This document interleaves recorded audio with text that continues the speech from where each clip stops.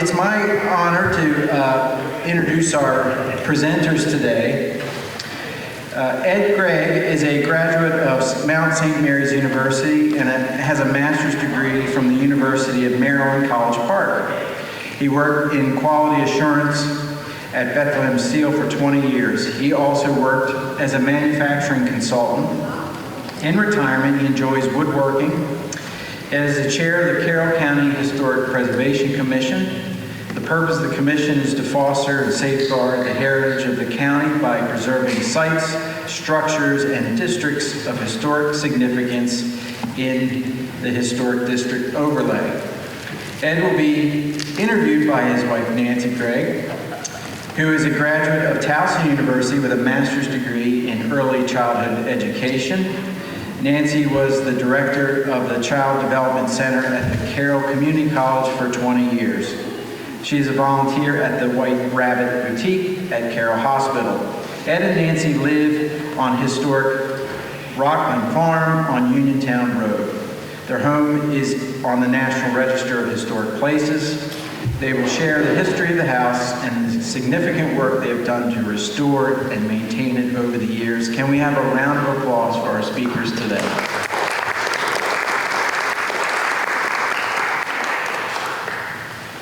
Is my mic working? Yes. Thank you so much for having us. My husband and I are kind of excited and nervous. We haven't done many presentations on our house. We kind of keep it private. But a number of years ago, we did do a mini tour of the house. It was built, we estimate, about 1795. And you will see pictures of all the different parts of it. And it has 13 acres. It's 5 minutes outside of Westminster, which is wonderful. We did not do a PowerPoint, so what we're going to do is talk, pass around pictures. You can look at them, then we'll do another bunch of pictures, and then another. Over here is a map of the property. This is when we bought the house. This is now. This is the timeline. This is a book that one of our daughters put together for us. This is pictures of the interior, and that's pictures of the barn and, the workshop and the garage that we did, the construction. Here are some artifacts that we found. We have many more. And we wish that we could actually have a dig and look for more with the group someday. We also have wood samples where we've done some color analysis, and these are some of the colors we found. Anything else you want to say, Tim, before we start? Nope. Okay. Okay, good afternoon. Yes, it's afternoon. A lot of the information that we've gained about the history of the house came from a chap named Joe Getty. You may have heard of him. Joe's book, which was published in 1987, chronicles a lot of the historic properties in Carroll County. He actually, I think, was president of the Carroll County Historical Society at one point in time, I think when he was going to law school. So let's begin.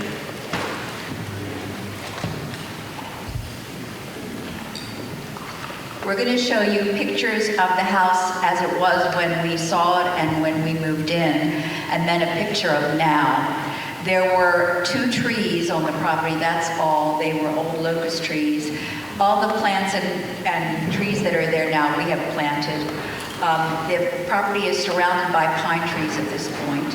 So I'm going to circulate this, and then I'm going to circulate the old well, which has a new building on top of it. The old well, how deep was that, Tim, the old well? Yeah, when we moved there was a dug well that was about 20 foot deep, which was not very conducive for clean water. It had a lot of fecal matter in it from animals, yeah, put it from that chickens. way. Yes. Let's start with the beginning. This is the house plan. Back in the 1700s, and we're not really clear exactly when, and I'll explain more later, the brothers Erter, their last name is spelled E-R-T-E-R, two boys from Germany, and I don't remember the other brother's name, but Michael came here in this area and bought over 500 acres, essentially just west of town off of Uniontown Road. And from that, he built his first house that we do know is prior to 1800. How far, whether it was 1795 or earlier, we don't know. They think he operated a sawmill and hence probably a logger, and he thrived apparently because we also suspect that at some point in time the house that is there now was only half its size, and I've included a drawing where part of it we feel was the earliest part of the house, and then later he put an addition on it. One of the unique features of our house is that the chimney is one of the only true center chimney houses in Carroll County. It's right in the middle of the house. And the feeling was that if he had built his first section of a house, it would have been with the fireplace, and then he added on behind it. And the drawing I had there was, it shows that. We bought the house in 1976. It had some interesting people that lived in it. At one point, Charles Roberts, who was president of Union National Bank, which was based here in Westminster, that was his home. He actually built a horse stable there about 120 years ago. Prior to that, we're not sure about ownership completely. And here's one little interesting piece. This is secondhand information. I have not verified it, but it did come from Joe Getty and his research. How many people know what county that house was in the 1700s? Anybody else? It goes back further than that. Prince George's County. You're absolutely right. Prince George's County was huge. As a matter of fact, Frederick County came out of Prince George's County. Carroll County took part of Prince George's County. And part of the problem is that the records for the purchase of the property were in the Prince George's County courthouse. Does anybody know where that is? It's in Upper Marlboro. Does anybody know what happened in the late 70s, early 80s? It burned. The fire burned out the whole courthouse where all the records were. Fortunately, the state of Maryland has duplicates of all the county's courthouse records in the Hall of Records in Annapolis. And so we have yet to make the trip down to Annapolis to see who actually sold the property to the Michael Herder and what was the actual date. So that would fill in a lot of missing gaps. We might want to say, though, the house is all brick. It's like a solid square or a little bit long rectangle. There was a kitchen house behind it, not attached, and we have moved it and put it onto the one side of the house, making it a family room and a bedroom upstairs. But the main house is all brick, and you'll see probably several pictures of those. The pictures that are floating around right now, and we have up here also, will show you when we bought it, and it was pretty scary from the outside. The road itself was a county dirt road. It's only been paved in the past 20 years or so. There was no trash delivery. We were the first people on the road who hired a trash department to come pick up the trash. Yeah, I can't remember their name now. Cubbage. It was Cubbage. Cubbage trash collection. And as Nancy pointed out, we only had a couple of trees. The entire property had been farmed by the Shrivers. The houses, we bought the house from, in 1976, the Shriver family decided to get rid of all of their property, most of it, 5,000 acres and over 50 home sites. So it came on the market, and a chap from Lake Mason had bought it as an investment, and he needed to sell the properties to be able to make payments on 5,000 acres. So he had these properties, and that's how we acquired it, along with many other people that bought those home sites.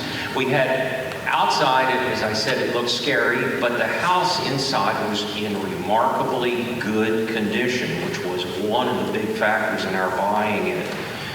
The original floorboards were all there. All the plaster walls were in great shape. The doors. Hardware was there, all the original hardware. Only one window was original. Right, the windows apparently had rotted out at one point in time. The doors are original. There are pegs in the wall that what you would call today shaker pegs, but I think this was pre-shaker. These were just pegs that were put on a board and that were plastered into the wall. So they were original. The one thing that people shied people away from because they didn't want to buy and didn't buy the house, and we did, was that the house had one 20 amp electric circuit, just one couple of outlets. It had the dug well with one faucet, no bathroom, no other plumbing, and no manner of heating whatsoever. There was a wood stove in there attached to a thimble and to a chimney.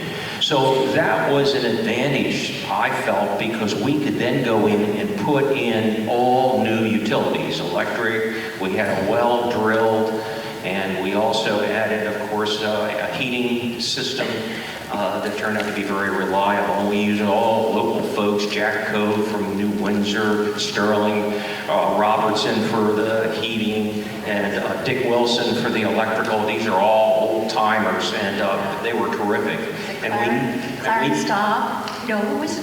Clarence Staub lived down the road and brought us. Who was the brick mason? Oh, Carroll Frock. Yeah, all of our Carroll masonry Frock's work. You probably know some of you, Carroll Frock, deceased now.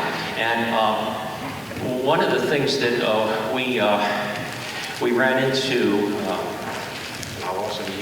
Oh, what? I lost my train of thought on it. Oh, I'm sorry. But, no, it's all right. So anyway, we got this house completely in good shape, and from there we were able to move in. We could move in right away, and it was interesting. They made accommodations through the mortgage so that it didn't hurt us at all, so we could work for 6 months getting this house ready for occupancy, because we have 3 daughters. We have 3 children. They were 4, 6, and 8.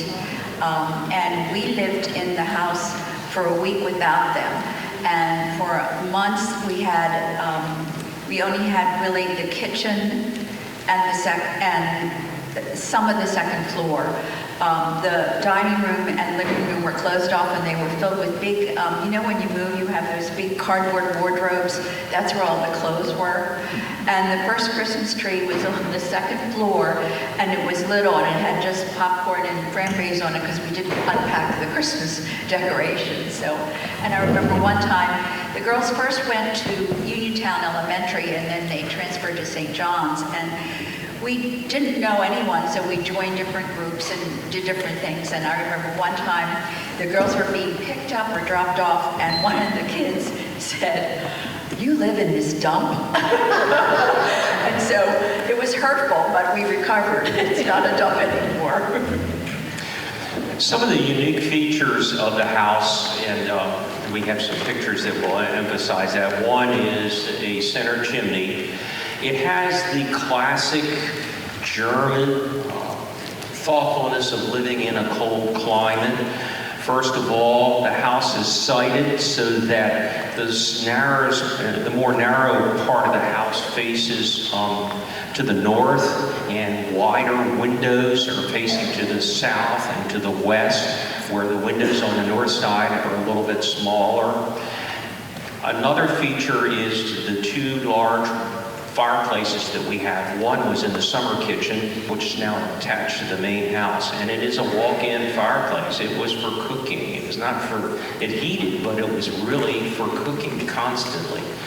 The kitchen, the fireplace in what is now our living room was called the keeper room, I think. That was the room that everybody hung out in during the day, and And that was where they cooked, and that's in the main house. And that is, it was in remark, it had been bricked in, and I started to take the brick out and found the whole thing, the plaster and everything was just like it was 100 years ago. So it was in excellent condition.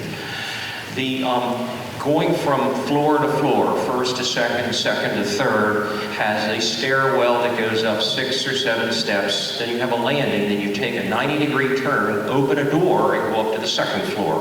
That isolates each floor so you don't get drafts and you don't lose heat. And that works very, very well. And again, that's other ethnic groups have done the same thing, but the Germans apparently were quite good at that.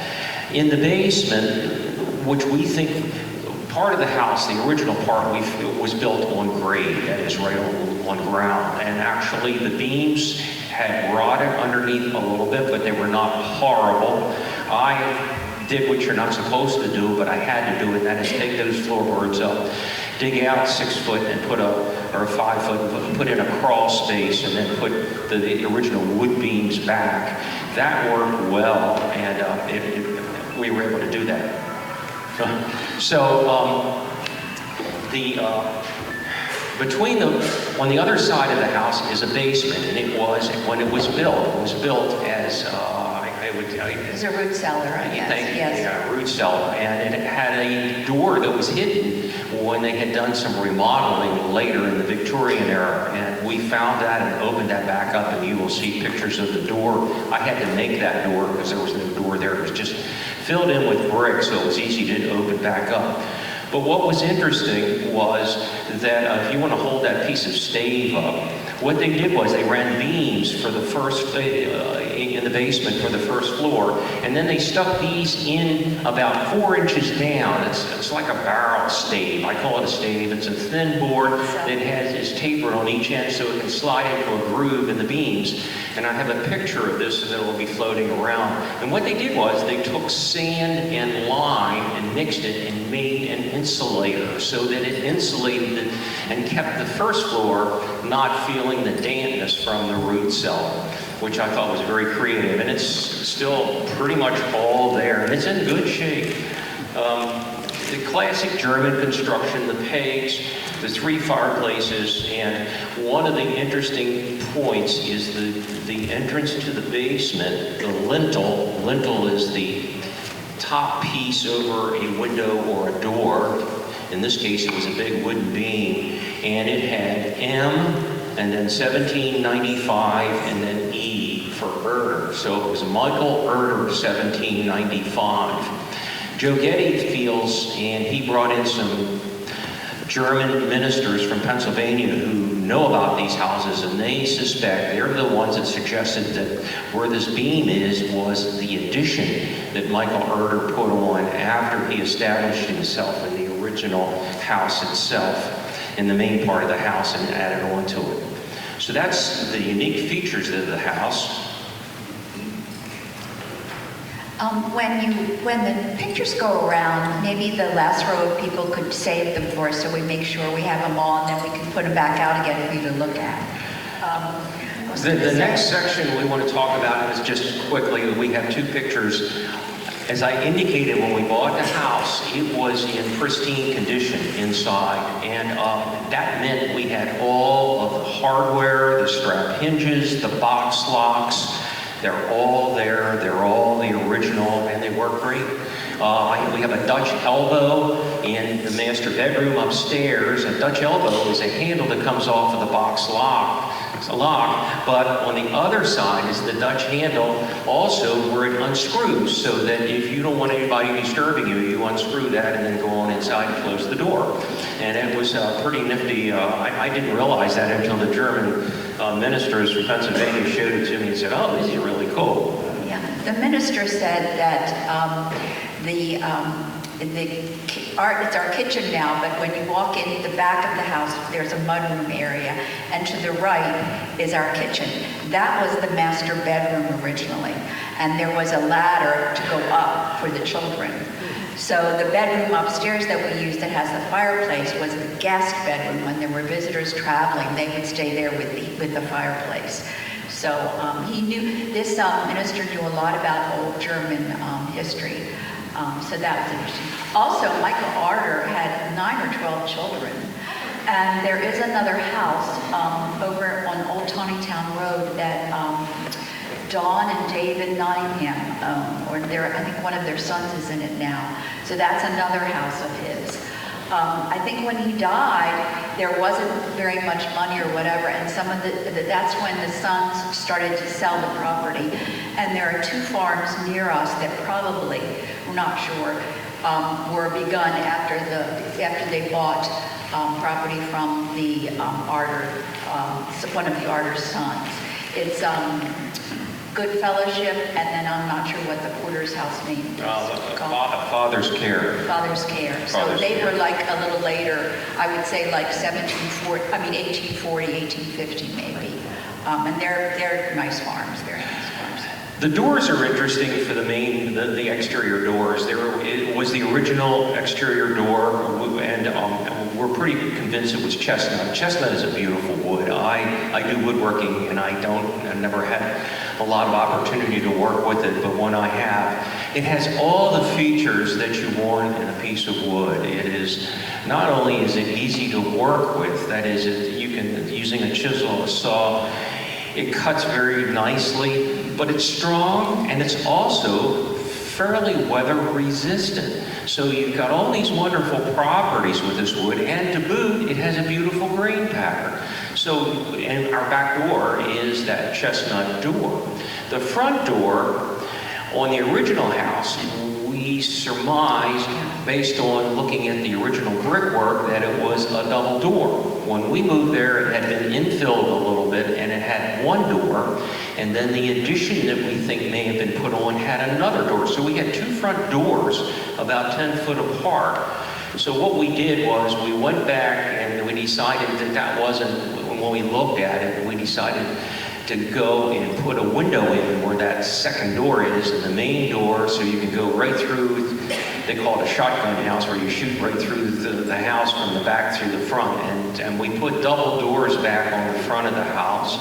And I used old doors and just took them apart and made them fit in there. So we have a double door there with a nice box lock. You can tell, excuse me, Catherine. You can tell in the big parlor that had the second door that it was a window, because the windows in the parlor are different from any other of the windows in the house, and they have that dog ear. So it originally had 3 dog ear windows. At some time it was made into 2 doors, and I think it was probably a style at that time to have 2 doors. And then we went back to the original. And I remember we surmised, you and I, that the original part was, the back door was two doors, and the front door was 2 doors, like you said, because the breeze could come through. Right. We mentioned the kitchen house. There was a framed summer kitchen, which was to the rear of the house, and it was about 10 feet away. And the problem with it was that it was above grade. That is, if you came out and stood on the back porch, it was up about 1.5 feet, 2 foot. So trying to architecturally combine that with the house and the location of it would have been a real challenge to do it properly. So interestingly, we had a neighbor who had bought at the same time we did, but she only bought ground. Some of you may know her. She's deceased now, Miriam Flynn. Miriam was an art teacher in the Carroll County Schools, and her husband was a lawyer in Westminster. She bought the property and proceeded to go over primarily the New Windsor area and buy old sheds and have them brought back. A house mover would go over, pick them up, and bring them back, and she assembled what today looks like a very old house, but is nothing more than a collection of old sheds that she put together and then modernized and did that. Seeing that, I thought, I got a hold of the house mover, and he said, oh yeah, we can, if you take care of the fireplace, because the fireplace I dismantled and photographed, numbered, and so that we could completely rebuild it as it was before I tore it down. And then we had the house mover come in, and he moved the kitchen house, jacked it up one day, pulled it in the next day, sat it down on the foundation, and all of a sudden we have a family room and another bedroom that connects to the main house. It was on our anniversary one year that he moved in, remember? Yes. Yes. And Yeah. so we ended up with a kitchen house next door, and so it's not original, but we kept everything appropriate as it should be. And it also has, as I mentioned earlier, a walk-in fireplace, and that's the interior features. The kitchen house has a chair rail, and below the chair rail is natural wood. That's the only part of the property that had natural wood on it. An artist, Peggy Kurtz, that some of you may have known from years ago, saw a house, a German house, and it had a stencil design in it. I have not discovered any stencil yet. I'm still suspicious. One of our doors is combed. In other words, I scraped it gently and I can see how it was decorated with combs or feathers. But we haven't found any stencils yet, and that's one of my things that I want to do. But we copied a stencil that was in this German house that Peggy saw and did it above the chair rail in the kitchen house. So we did that. There's also a stencil in the bedroom of the kitchen house. Where there's a fireplace downstairs, upstairs is a bedroom, and on that fireplace wall, we did a stencil of flowers for the daughter that went into that bedroom. The living room, the parlor, we've scraped away gently, and underneath is a green, kind of light, and the top is like a light raspberry, and it was actually raspberries in the paint apparently. And so it was pink and green, which is hard to decorate with. So at the time we painted everything white, and then right now the room is a light green woodwork. We want to go back and redo it, but we don't know whether that will happen. And the kitchen that we made is just a galley kitchen, and it is paneled in gray wood from an old store, I think. The mudroom has brick tiles.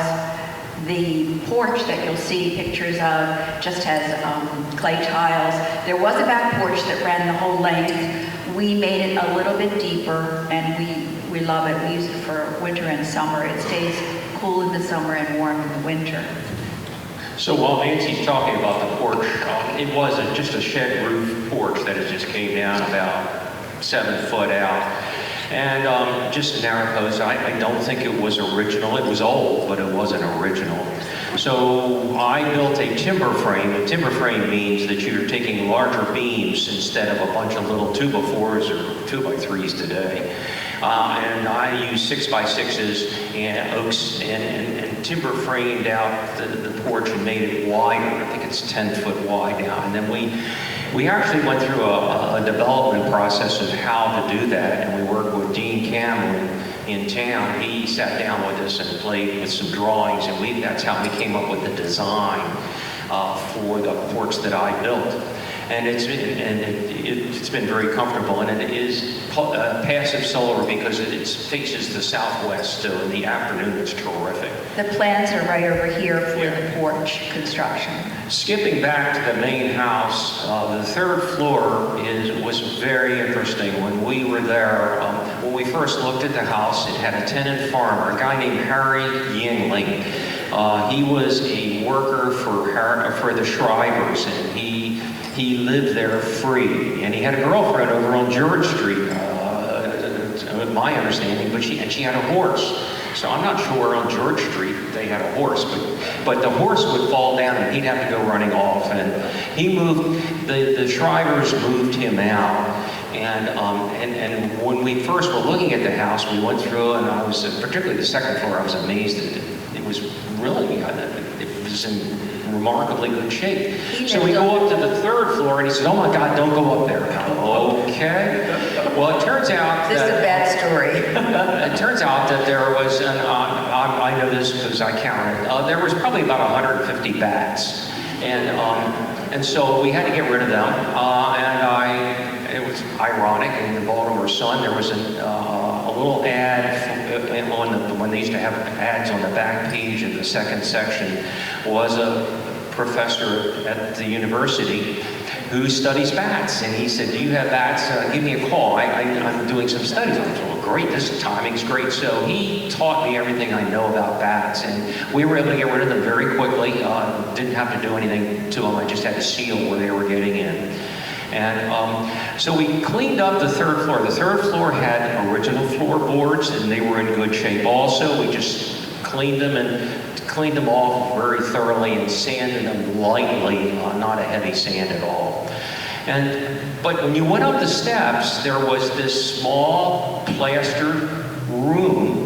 I say plastered, and then it was put on later, but it was a room up there. And in the middle, of course, was the large chimney that went up through the roof. And from floor to the middle of the roof was about 12 foot. So it was a big room up there, and we had knee walls that came from the main house, came up about 4 foot. So it was actually a perfect living space. We suspect that that could have been slave quarters, but it could have also been something where the kids stayed up there. I don't know. The only thing that I had regrets about, but we had to do it because it was dirty and it was all messed up because of the bats. I took that section out and took it back to where it was just all open, and then we put a bedroom, a bathroom, and a sitting area, and we also put insulation in the ceiling.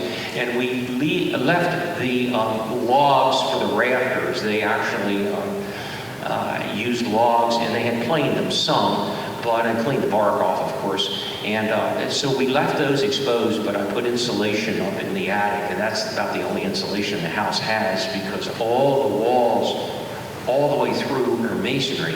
And the interior walls, except for one, are all solid masonry, which was a real challenge for our electrician, Dick Wilson, as well as running piping for plumbing and for heating. And we were able to figure out how to hide it without running it or interfering at all. We did some very creative things, and I compliment the craftsmen that helped us do that. That little room on the third floor also could have been storage, too. Yes, it could have. Yes. Trying to think of any questions so far. Well, last but not least, whoops. The last pictures? Yeah, the last pictures are of the exterior today, and also a back and front views of the house that also show the summer kitchen house and how it's attached. And they're also labeled. So there's lots and lots and lots of things that we could talk about. I brought some of the moldings in. Moldings are not moldings, although some of them look somewhat like today's molding around baseboards and things like that. But there's one difference. If you look at them, they're very thick. They used a thicker piece of wood, so when you go, as I did, to repair, you just don't go and buy a piece of. You can't use 3/4 inch, as we call it, 1x. You have to go with something called 6/4 board, or sometimes even 7/4 board. That's 1/4 inch. So you add that up, and it really is about 1 1/4 inch, 1.5 inch piece of wood. But that's what they used in those days, and I'm not about to go put something in from a box store. So with that, does anybody have do you have anything to add? I was just going to say some of the things that we found around the property. The south side, we have a stream going through some of our property, and Ed's father built a wonderful big garden there, and it was a great place for the garden. I hand dug a small herb garden closer to the house, and when we were doing that, we found many things. We actually think there might have been a porch out that side. We never did find an outhouse, but we suspect the outhouse was out there too. We found marbles. We found an old election pin, I think from McKinley. We found some beautiful pottery, the old redware with the slip on it. We found 2 pipes in the fireplace in the original kitchen. One is whole, it's a whole pipe bowl. Apparently they would put the reed in for a refill. And then I brought a piece of the other one. They're like orangey beige clay, and they're really quite interesting looking. different glass. I'm trying to think what else. A very old bottle. It actually looks like an old wine bottle. It even looks like it's English. And then there's a collection of spongeware that's really old. So the spongeware and the crockery with the slip on it are some of my favorite. And there were some doll faces also that we found. So we think that the artists lived there a while, sold property, and then there were different people there. We also found on the back porch, there's some kind of, on the bottom brick, one wall is brick, there's some kind of paint for some reason, and etched in the paint is ES 1874 or 94, and that's probably a Shriver. Today I discovered kind of a heart carved on another brick. There's also the mark you do 1, 2, 3, 4, and you go like 5. That's there. And then I tried to get some initials that look like another E, but I wet it with a brush and I still can't see it. So there's still stuff hidden all around. And we've been there a long time. It's always something. We put in air conditioning 20 years ago. We just got the word yesterday that the whole system has to be replaced. So it's like, oh, well, here it goes. So questions, and then you can certainly come and look. And if you have the pictures, we can spread them out again, and you can ask questions about them. Yes, sir, in the back.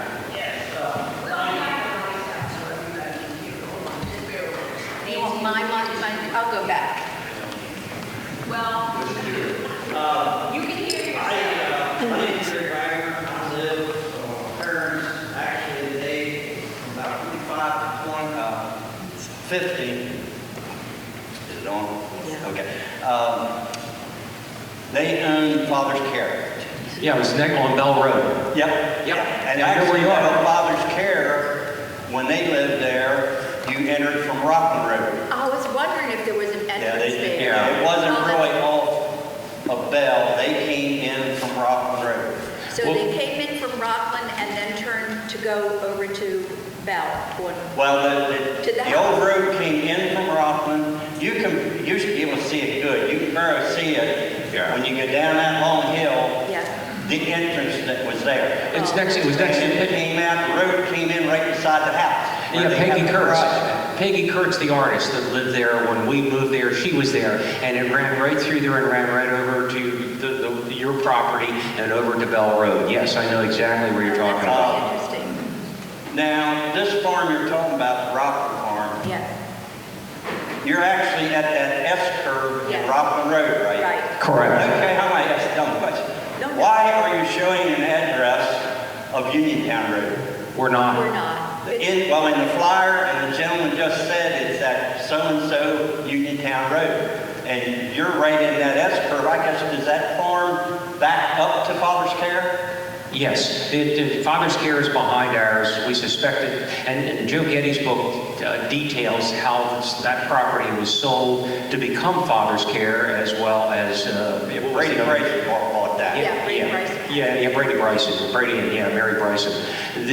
Our address is on Union. It's on. It's Rockland. Got me mixed up. It's on Rockland Road. No, we're a good 3/4 of a mile off of Uniontown Road. You're right there in that hard S curve. Yes. Correct. Before you go down into the park. We're in a blizzard, it closes, and I have taken out coffee many a time to the county plow guy because he always gets stuck there on that S curve.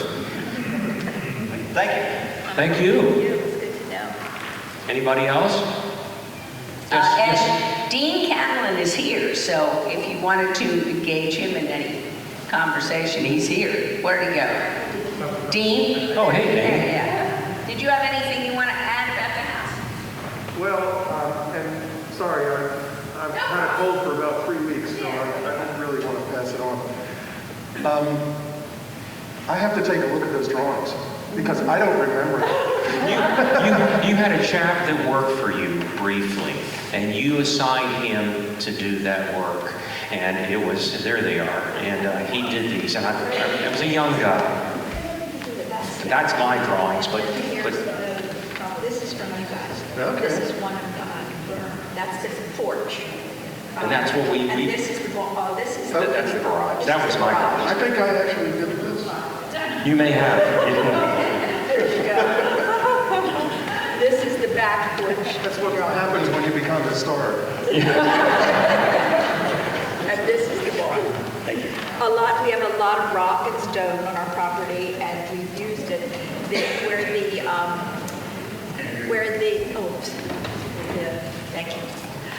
where the kitchen house was that we moved is now a natural stone patio. And the foundation for the new garage and workshop is stone from the property. And I've used it a lot in gardens and all kinds of things there, so. Ed, we have a question here. Yes, sir. About the structure of the house, how about the roof? Yeah. That would seem to be a major concern over all those years. Oh, it's one of my favorite topics. It's one of my favorite topics. The roof was originally, we think, I could tell, was a shake roof, okay? Shakes, today we call them cedar shakes, but that's today. A lot of them were made out of pine. Some of the beautiful pine that was available, virgin pine from the forest, made wonderful roofing where it's just rectangular pieces that were tapered and did a beautiful roof. They do have a lifetime, though, that people don't realize. Today, they don't have much of a lifetime at all. Because most of them are machine made. The hand split ones last somewhat longer, but they also go by the wayside. So about 100 or so years ago, I'm guessing, they put on a standing seam roof. Now people will say, oh my God, when we moved there, it had a very mild film of rust on it. And if you remember what is it Jeff? Jason, thank you. I got the J right. Jason and I were talking, and he introduced me as I had been at Bethlehem Steel. The product line I was responsible for was coated steel products for most of my career. That meant galvanized and a product that we at Bethlehem Steel did invent called Galvalume. So I had, and we had experiences when roofs failed. And so I knew that our research people had said that a good metal roof, if it's thick enough, and now today's metal is not as thick as what it was 125 years ago. I still have a good amount of thickness on my roof. So all you do is scrape it and put another coat of paint, not the silver paint that the guys from South come up every year with ladders all over their trucks and try to sell you for $1,000. We'll paint your barn roof. Forget it. That stuff lasts about a year. You want to use a heavy fiber, a gray paint, or whatever color. Most of it's gray, and you put that on, and that'll last about 20, 25 years. And it just continues to last, and I call it a multi-lifetime roof. So to answer your question, yeah, I'm very happy that they put good metal on it, and I love metal roofs. Any other questions? The only question I have is, have you ever been able to trace these properties back to any land grants or anything? We haven't, because Joe Getty traced it back so far, but because, as I said, the original was in Prince George's County. The records are there. This is an incentive for Nancy and I to pack a picnic lunch and go down to Annapolis and spend the day in the Hall of Records and see what we can find. So, what we know is from what Joe Getty put in his book. Since you were working with an historic property, at the time that you did your renovation, were there specific guidelines that you had to follow? And if you were doing it today, would those guidelines be any different? Okay, it's a good question, and it's probably an appropriate time to talk a little bit. There's a lot of stuff you can talk about when you say historic. When Joe Getty worked off of a grant from the state of Maryland originally. The state of Maryland wanted to catalog across all the counties in Maryland, all 23 counties in the city of Baltimore, buildings that they felt were historic. Well, what does that mean? Well, they're old right now. I guess is a sloppy definition. And that's what Joe went about doing. But he also identified houses that were significant, that had unique features to them, which then meant that these are a little more special than just an old building. And so that's how we have an inventory. You go out to the Maryland Historic Trust, and they have an inventory of every county and all of the buildings that were put on there. Not all of them are on the National Register or are in historic districts. My house was put on, Joe Getty was the one that did the nomination, and it's not something you fill out and mail in and wait for a return. This is an involved process where you have to prove certain elements. They just don't want, just because you say it's historic and yeah, it looks interesting, doesn't mean it could qualify on the National Register, number one. Joe then put that together. It then goes to the Maryland Historic Trust, who then reviews it. Then it goes to the Federal Secretary of Interior, where they look at it, and then they are the ones that give the final approval. Now, what does that mean? That means that it's been recognized because of the submission and what was put in the submission, and you can go read the submission actually online from the Maryland Historic Trust for my house or any others that are on the National Register. And what it means is that it's like an honorary degree. You know, you get a PhD from the college because you gave them a big chunk of money. But what does it get you? It gets you an attaboy and, you know, and a key to the executive restroom when you need it. Otherwise, and the same with the house on the National Register. I tell people there is not one thing that keeps me from going and renting a bulldozer from C.J. Miller this afternoon and going over there and bulldozing it all down. The only thing that keeps me from doing that would be a demolition permit from the county.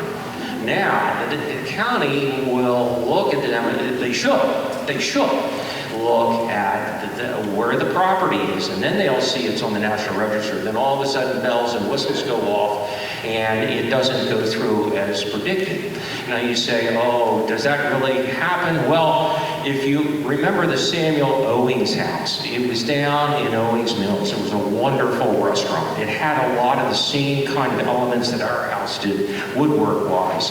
Well, there was a developer came in. He was told he couldn't tear it down. He came in on a Saturday. It was a Saturday night deal. And Sunday morning, it was a pile of bricks. And there was all kinds of upheaval in Baltimore County with their historic commission, with back and forth about how could this have happened. And it happens still today.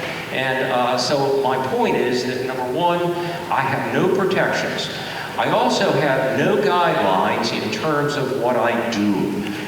If I wanted to paint that house, spray paint that brick purple, I could. People would not be happy, and there could be complaints, but there's nothing code-wise, nothing any place, unless I deteriorated it so much that there were no elements left, in which case it could be delisted, but there are very few properties that are ever delisted from the Historic Register. If you're going to comply in any historic area, typically the first thing you want to do is maintain a respectful outside. What should it look like? What did it look like then? Times change, so there's going to be some differences, okay? But that doesn't mean go slap up a box door, a screen door. You can still get, I'm making my own screen door today, as a matter of fact. Before I came here, I was putting last coat of finish on it, and for the basement door. The other one was a temporary one, and I finally got around to making it a permanent one. So there's no real rules. In historic districts, for example, in Uniontown, which is there are multiple historic districts around Carroll County, and in Westminster there's one in Sykesville, etc. They're concerned with the outside and what can be seen from the street. So you don't want to go and put in swing out windows if they're double hung windows. That is an element. If it's from the street, if you can't see it, you can do whatever you want behind the house, and you can even paint the brick if you want. Nobody's going to see it. Nobody's going to complain. Nobody can enforce that element where you can't see it. The inside of the house, all bets are off. I don't know of any historic. outside of some special cases, Williamsburg, for example, and places like that, that really control what you do inside. The inside is up to you. I mean, I know people that have taken a historic house and gutted it, and inside, it looks like something on the outside, it looks like something historic on the outside, but you go inside and it's like, where did this come from? So to answer your question, it was a lot of studying to properly take care of the house. You really have to do your history and research, architecture history, and you really, and look at similar houses like Rupe's Mill right here on 140 has a lot of the same elements of our house. So I spent some time over there poking around, taking pictures. And that's what I used as a guide, but nobody was looking over our shoulder. Did I answer your question? It reminds me of there was a house on Royer Road where the swimming pool is. That house was Peter Royer. Peter Royer, and apparently inside it was exquisite with stenciling and all kinds of things. And didn't it get burned? Yeah. It got burned. There is another house out on is it Frininger Mill? Or Frider Mill. There's a house out there that belonged to, I believe, Jill and David Cartelia, and that's on, I think, on the cover of Joe Getty's book. That had gorgeous stenciling. So, and many people will buy an old house and they rip it out and then they do everything that way. There are also people that are conservators and will. I think Maryland has somebody that does this, a department, and you can live in the house for like a low rate and you take care of it. Remember we saw some house at conservatory, some kind of thing like that. Yeah. So. Any other questions? Yes. So you didn't encounter any termites when you got into working on this house? No. You know, like everything in Carroll County, there were termites somewhere. No. We did. We had bees where we had to vacuum bees up. We've had ants. We have a snake in the basement that comes and goes. We've had a groundhog in the basement, a raccoon on the porch roof used it as a bathroom for a while until we got rid of that raccoon. What else? We have lots of animal stories. We have one more. Yeah, but to answer your question about termites, usually the ground has to be moist for termites if it's dry. Fortunately, because we're kind of on a little bit of a slope, not a severe one, but they built on the side of a hill and positioned it in a good location for the winds and sun and everything, and that included drainage, so that I have had run into timbers, including in the basement beams, where some critters have gotten in, but they were not termites. They were some carpenter ants and some things like that, but not extensively. We did not have anything that was so eaten up that we had to replace wood. So that was a blessing. Yeah. And we keep an eye on it. Yes, sir. Okay. When Joe Getty was helping you research the ownership of the property, did he, do you know, use Dr. Tracy's records, his notes? He did. I think so. He, at the time, I think, help me out here, wasn't Joe Getty at one time president of the Carroll County? Yes. Yeah, so executive director. So he was, he had access to those. I don't know. I was over in Manchester for a fireman's carnival about 6 years ago, and I'm walking past, and I hear Ed, and I look up, and it's Joe Getty, and he says, "How you been?" And I'm thinking, God, he remembered me all these years. So I'm almost half tempted to go over and say, "Hey, Joe," because he's retired now, and say, "You know, what do you know about this? Or maybe you could help me out, because I really would love to know the very early history of it." Okay, that's great. We can use all the help we can get. We're also looking if somebody's good at color analysis, that is, paint analysis. I'm still looking for those stencils and hand painting. Lynn, did you have? Okay.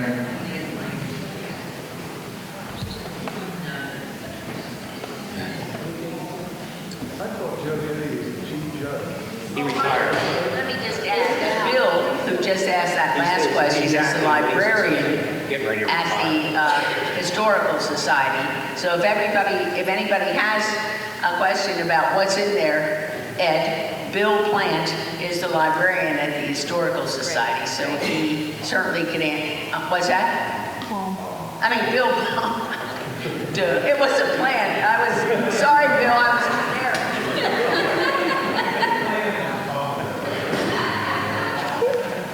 I wanted to know what your artifacts are up there, in case I don't get a chance to see them.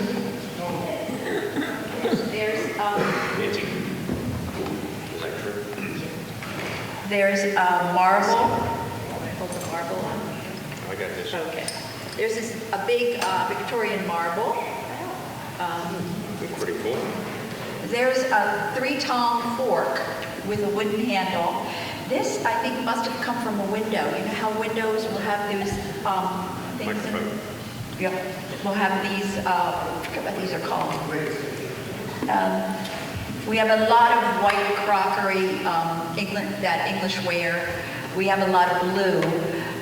This is the wine bottle or whatever. This is the pipe, part of the pipe. You can see how it's hand done, and then... Who's the historian here? We have a room full of them. This is the political pin that when I was putting a receptacle in the wall and I was cutting through the plaster, it's horsehair plaster, it's thick too. I found this in there where it had fallen somehow in the wall there behind that plaster, because the plaster's against brick, and this would have been in a hollow somehow. It's McKinley, I believe. That was turn of the century, 1920. Yeah. 19 Anybody wants to to look 20. at it? Anybody wants to look at it, they And can this tell is us. the pipe. Yeah. And then there's beautiful spongeware. This is blue and red. There's green. And then this is hand-painted blue and mustard. Here's the doll face. And this is 2 kinds of, I think it's called feather. Ooh, I don't know where you've seen these dishes with the white feathering, a blue feathering. I also have some green feathering. Shell edge. Okay, great. I have a plastic drawer. This, here, you take this. Thank you. I have a plastic drawer like this, and it has 3 shelves, and they're filled with things. Yes, and it's appropriate that we put it in a shaker box if you see yes, traditional shaker box. That was a gift. That was a gift. I didn't make it, although I had made them. Any other questions? Yes, yes.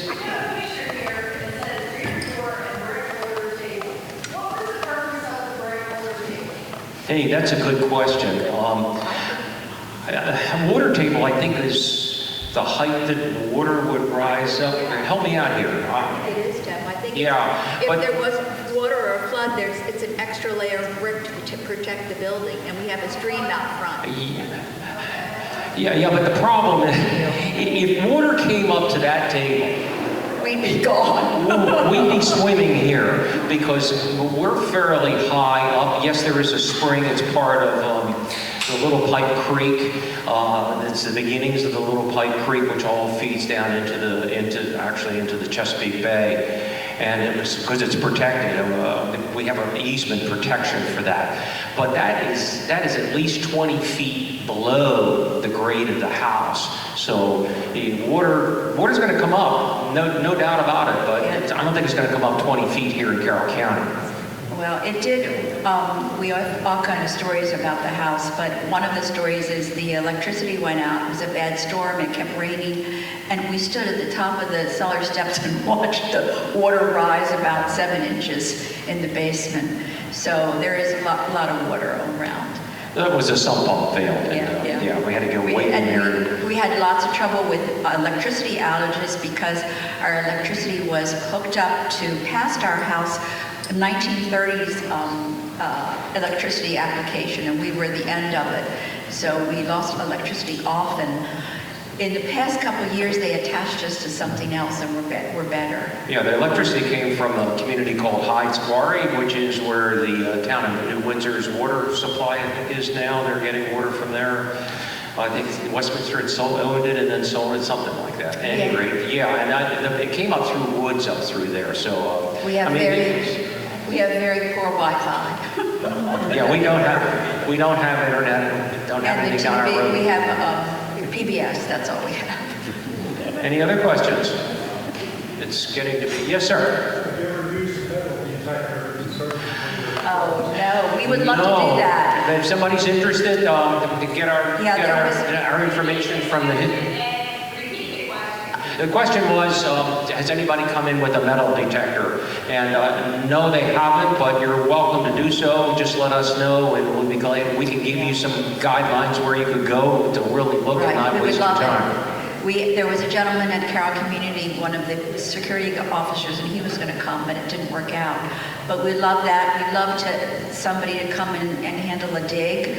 And we'd love somebody to help us with the old kitchen part, the original kitchen with the big fireplace, the layers of paint in there, because I'm coming up with, right now it's the pinkish color that you see that we put on to have some authenticity, but underneath it is a gray, 2 greens, a cream, and then in the other end of that first floor is a bright dusty blue that might have been on a porch there, which is very odd because everything else in the house is gray. We did think we found some mustard color, but we're not sure, so. Any other questions? Well, thank you all. Thank you for being patient with us. Thank you. If anybody, we're around for a little bit, so if anybody has something they'd like to see, step up. Thank you both very much. We're going to have the display up for a while, right? Folks can come up. And please remember the pink evaluations on your table. If you could fill those out.